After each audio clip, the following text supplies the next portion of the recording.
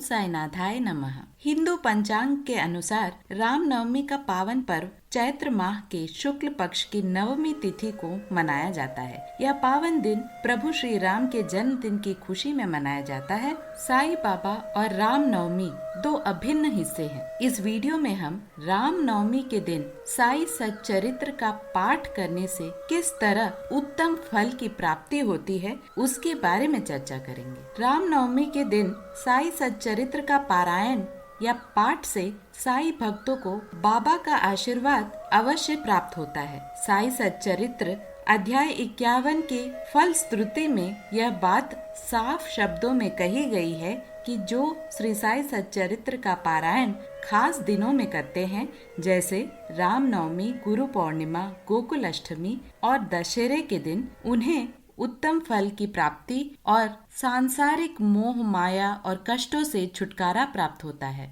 रामनवमी साईं बाबा के आशीर्वाद और आज्ञा से शिरडी में हर साल बड़े धूमधाम से मनाया जाता है।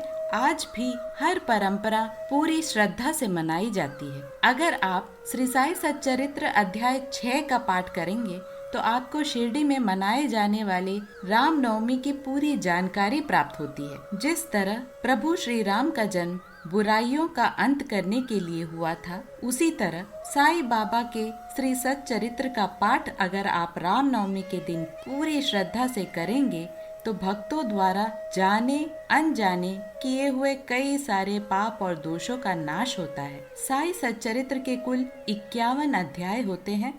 अगर आप रामनवमी के दिन पारायण करना चाहें तो जरूरी नहीं है कि पूरे 51 अध्यायों का पारायण एक ही दिन करें। आप चाहे तो रामनवमी के दिन श्री सच्चरित्र का पाठ या पारायण की शुरुआत कर सकते हैं। शुरुआत करने के लिए आप अध्याय 1 का पाठ करें। पाठ करने का अर्थ ये नहीं है कि सिर्फ पढ़ना ही जरूरी है, आप उसे सुन भी सकते हैं। YouTube में या Google में आपको ये अध्याय मिल जाते हैं।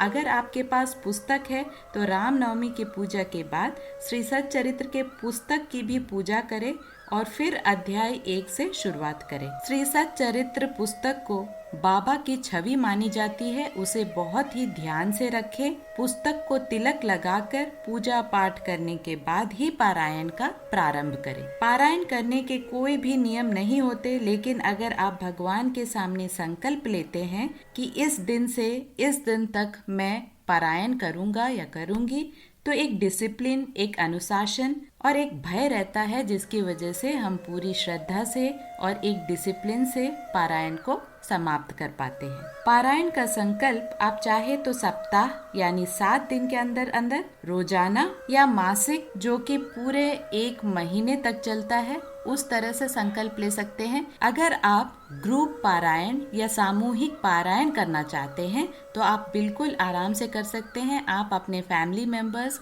या दोस्तों को बुलाकर पूजा करके अध्यायों की शुरुआत कर सकते हैं। आपस में अध्यायों को बांट लें ताकि एक दिन में भी आप पारायण को समाप्त कर सकते हैं और बाबा की पूजा कर सकते हैं। आप देखेंगे कि किस तरह एक अलौकिक और पॉजिटिव एनर्जी उत्पन्न होती है। शिरडी में भी बाबा के महासमाधि के पहले ऐसे सामूहिक पारायण का वर्णन श्री साईं सच्चरित्र के अध्यायों में भी मिलता है। पारायण करते समय मन को स्वच्छ रखें, हर पंक्ति को ध्यान से पढ़ें। यहाँ मैं क्लियर करना चाहती हूँ कि जरूरी नहीं है कि आप श्री सच्चरित्र को सिर्फ पढ़ें। अगर आप किसी कारणवश श्री साईं सच्चरित्र का पाठ पढ़ने में असमर्थ हो या किसी कारणवश आपको इतनी शक्ति नहीं हो कि हर दिन आप एक एक पंक्ति पढ़ें, तो आप पाठ को सुन भी सकते हैं। सुनने से भी बाबा का आशीर्वाद आपको बिल्कुल प्राप्त होगा। आप YouTube में या Google ऑडियो बुक्स में भी पारायण सुन सकते हैं। पारायण संपन्न होने के बाद बाबा के मंदिर जरूर जाएं। कोशिश करें कि उस दिन बाबा की पूजा के बाद प्रसाद का वितरण करें, दान धर्म करें, क्योंकि बाबा का पूरा जीवन मानव कल्याण के लिए समर्पित है और बाबा को वे भक्त बहुत ही पसंद है जो जरूरतमंदों के बारे में सोचते हैं और दान धर्म करते हैं। तो इस तरह इस पावन रामनवमी के दिन से आप पारायण का संकल्प ले सकते हैं और अपने जीवन में आए कई सारी कठिनाइयों को दूर कर सकते हैं, दोष और पापों से मुक्ति पा सकते हैं। ध्यान रखें, पारायण सदैव स्वच्छ मन से करें, किसी के प्रति बैर भाव न रखें और पूरी श्रद्धा और सबूरी से पाठ करें। आशा करती हूँ कि इस रामनवमी में आप पारायण का संकल्प जरूर लेंगे। ओम साईनाथाय नमः।